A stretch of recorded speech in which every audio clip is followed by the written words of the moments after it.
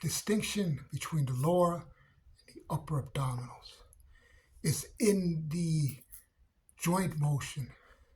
Abdominals, you're trying to compress the rib cage, primarily move the upper ribs. But in the lower abs, you try to move the pelvis, not the hip flexors. Hip flexors are the big legs. The pelvis is focused right there on your navel. Notice as I was doing it, I wasn't pressing my lower back to the floor.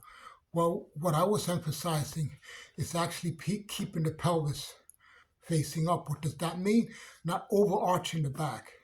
So let me move on to the side planks.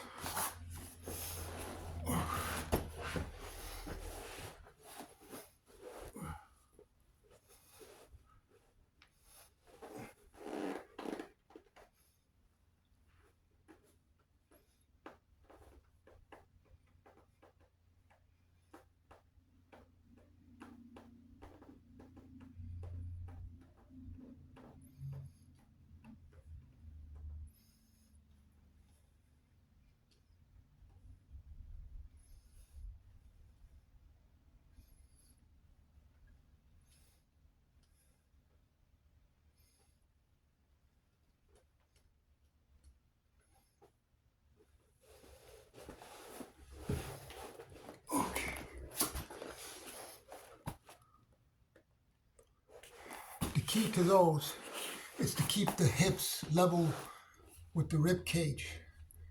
You don't want your hips to be at an angle to your rib cage. You want everything from your legs to your hips to your shoulders to be in one line. Very important. At the end, I threw in an arm rotation, which challenged the stabilization of the entire core muscles from the abdominals and the obliques. Obliques consist of the entire section extending from your rib cage all the way down to your pelvis. Some of the obliques have different structures, but we'll get into that in another video. Let's follow up by an upper abdominal exercises, which, like I said, is going to target the movement of the upper rib cage. You're not going to see a lot of flexing from the neck. You're not going to see me raise very high, because that's not necessary. Here we go. First thing here, you're going to place your hands on the mat. You don't have to place them behind here, because you'll have a tendency to pull the neck. You want to place the hands on the mat. Now what we're going to do is we're going to slide. Pretend you're pulling your hands into your pockets. You're pulling the hands into the pockets, looking straight up. Eyes are straight up.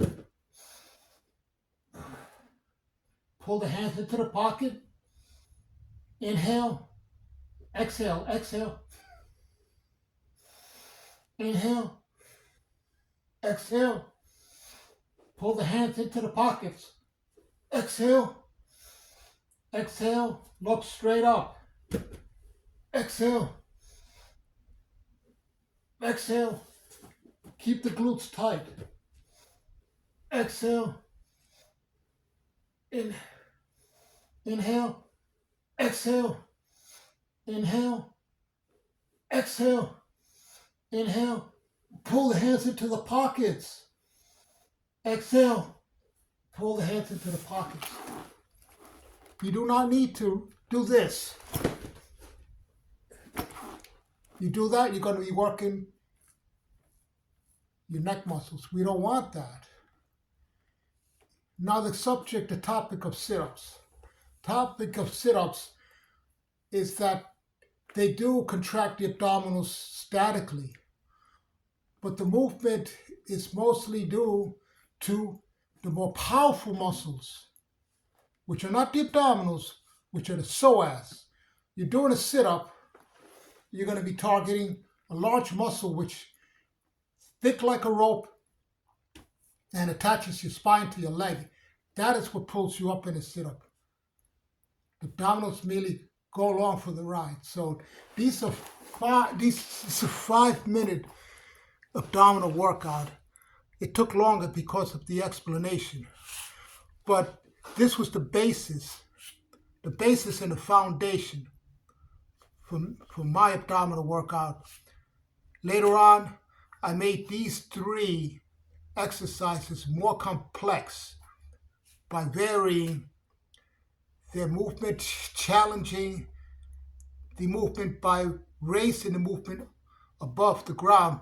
For example, that crunch, if I was laying on a ball, would be more challenging. That same crunch, if I utilize a BOSU, can be used on a BOSU ball. But these are more advanced variations. So, any questions, please feel free.